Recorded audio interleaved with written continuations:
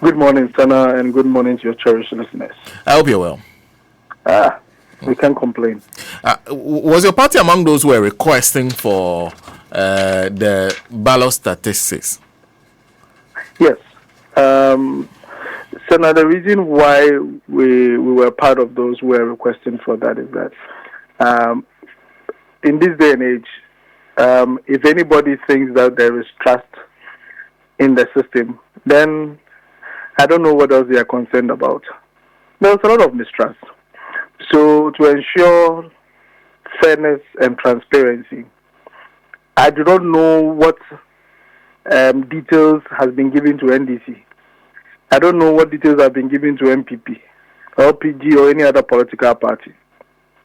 So if I'm giving a data and I don't know what I should just suppose it with, it's a problem. It's a fundamental problem.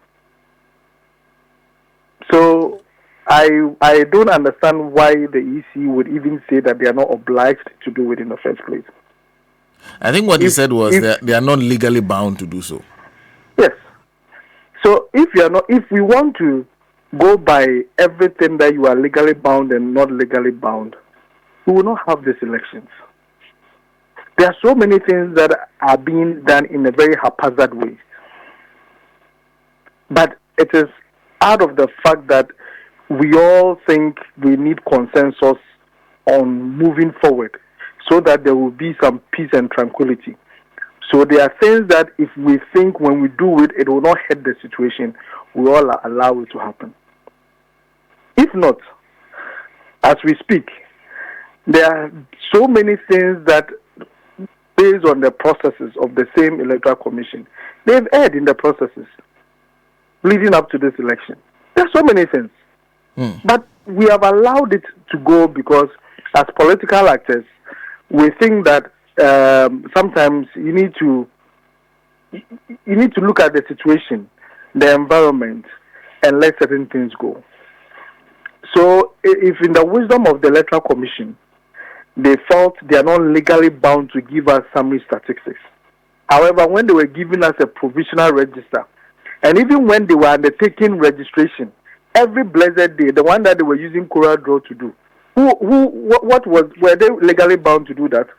But they were churning out figures in terms of how many women registered today, how many men, how many physically challenged people have been able to register. All those breakdowns were being given at the end of each day. What was the reason for them doing it? Were they legally bound? It's to ensure transparency. It's to ensure that as political actors, when we know the figures the EC has given, we can compare and contrast and say that, this what they're giving out is a fair representation of what happened. So it should not be because you are legally bound, but because your own emblem talks about fairness, transparency, and integrity. So to uphold that integrity, you need to give up these figures. That at the end of the day, these are the total number of valid voters. So that per the data that you've given us, we can cross-check to see whether it is what you are giving me. Because I don't know what you've given to others.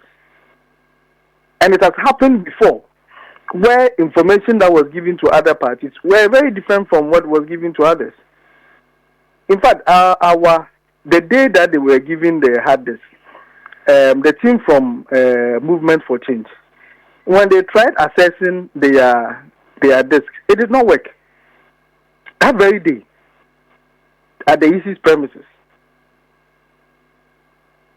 So at that time, it made others feel that maybe we should all check ours, because if theirs didn't work, it could be that others were also not going to work. But when we checked ours worked.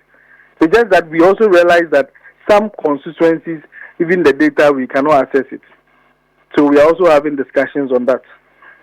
So that is why it was important for them to give us this breakdown and this information so that we can look at it. Now they are saying that the original, we should go and do it ourselves. I don't understand. The same Electoral Commission, when you were just doing normal registration exercise, you were giving this information. When you were giving us a provisional register, you gave us this breakdown. Now you have a certified register. How did you come by that certified register? That you finished and you don't have those breakdowns? Or when you share it with political actors, what will happen? Is the Ghanaian, the average Ghanaian who is not a political party or not contesting the election as an independent candidate, doesn't have the right to know how many people will be the valid voters in his or her constituency or region? These are basic. So we should not be. It's not like they are doing us a favor, because the way they are doing it is like they are doing us a favor for giving us that information. They are not legally bound. They are not obliged to do it. They are just doing us a favor. I don't think at this point they themselves, it's not in their interest to be keeping such figures. Now, you do have the summary that they've given you. Does that meet the purpose? Is that adequate? To some extent. At least it gives us a little bit of information, because on the face of it, if you give me a list of an absentee list, how do I know that is the total number? So now that you're giving me some form of a breakdown, I can understand. And I heard you reading the letter. You could even tell that at some point they had to explain, because and yesterday they gave us another information which is not even part of this whole list breakdown they've given. Yesterday they talked about some polling stations have been collapsed. So, for instance, they realized that the numbers does not meet the threshold. So they've moved the people there to another polling stations and all that. It's an information that is an added information. So if this request did not come, we wouldn't have known these things. Because, I mean, there are shortfalls you need to explain, and then out of the explanation, we got to know that this is the situation. So that should itself tell them that the more they become transparent and forthcoming with information, it will help all of us. And I keep telling them they need to be proactive, not reactive. When you become proactive, you avoid some of these things. But when you become reactive, it looks as if you didn't even know, or you had some ulterior motives, and because you were exposed, then you are coming to respond. So they need to sit up and be proactive in some of these things. They should be able to anticipate. They've done this over and over and over again. They should be able to anticipate. If they have nothing to hide, they should be able to anticipate that these are the concerns, these are the things that could raise possible issues. So let it be an inclusive process. Everybody is aware what is happening, because you have no interest, and you've said it over and over that you don't have interest in deciding who becomes the president. That's what Ghanaians will give you that you announce.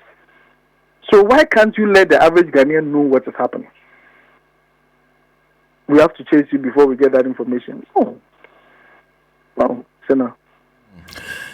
And I'm sure you've been going through the data that has been provided to you so far. Like I indicated, we are doing that. There are some that were not accessible, like the data that we couldn't even access it. So we are taking note of all those things and raise those issues. And as it happened that even Movement for Change, they couldn't access this, probably it's something technical that we can easily get resolved. We don't want to raise any eyebrows now. We just want to take our time, go through it, and have a meeting with them and understand what is happening. I'm also talking to some of our colleagues to find out if they are also having similar challenges, so that we know whether it's something peculiar to us or not. I see. Well, let me conclude with you by asking you whether you are satisfied with the manner in which the EC resolved the matter with the GFP and what happened to the ballot process and everything. Are you satisfied? I'm not really satisfied. The reason is that, see, Sana, it's because it is Mami Ekwadonko. It is because it is GFP, which is seen as a minority political party. That is why this has not brought any issues, okay? If not, we're going to head into a constitutional crisis of a sort. Can you imagine if this happened to any of the two dominant political parties? What could be the situation? Can you even imagine? So yesterday, after the announcement, I asked the question that, Madam, on what legal basis were these decisions taken? Because you just said the candidate has been disqualified, so you are continuing and blah, blah, blah, blah, blah. What legal basis are you doing this? So that tomorrow, somebody will not raise issues that, oh, when it happened, you set a precedent, and whether it's a good precedent or a bad one, will be able to go through another situation without any blemish. Because between now and 2nd December, where we'll do the special voting, so now we don't know what could happen. We don't know. And I understand the fact that there is a lacuna in our constitution, as well as even the CI 127 and 126, 91 and 127, as amended by 126. There is no clear cut. However, I mean, there are few issues of death that is said in there, but it's more relatable to parliamentary.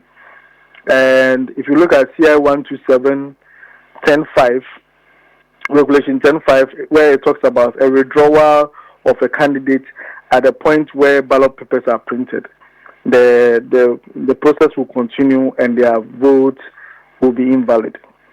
Probably, I mean, these things were triggered, but I wanted them to be clear, stating the clear legal basis upon which these decisions have been made. You want a clear legal basis upon which they disqualified the Ekwadon course vice presidential candidate? Oh yes, because if you say that the forms that they filled, see, as a it's not an independent candidate. As a political party. Well, we'll get Citizen Atodazi back on the line and continue that conversation. In the meantime, you have that voice of the Roman father responding to the issue after the decision was made. Roman father, Ghana Freedom Party Blackberry. We are multi of family. You make a chance it is war. What do you say?